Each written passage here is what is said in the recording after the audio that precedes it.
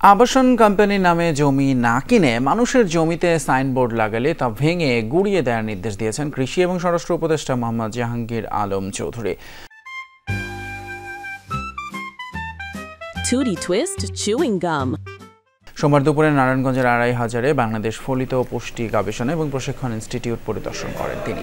এ সময় ভবিষ্যতে এলজিআইপিডি মন্ত্রণালয় রাস্তা করার ক্ষেত্রে কৃষকদের ভূমি অধিগ্রহণের অনুরোধ জানান কৃষি উপদেষ্টা। এবছর ১৫ লাখ টন বোরো এবং আলুর ভালো ফলনে আলুর দাম মানুষের হাতের নাগালে রয়েছে বলে জানান তিনি। যারা ধান ক্রয়ের সাথে জড়িত তারা দুর্নীতিমুক্তভাবে কাজটি সম্পন্ন করলে কৃষকরা আরও লাভবান হতো বলে মন্তব্য তার।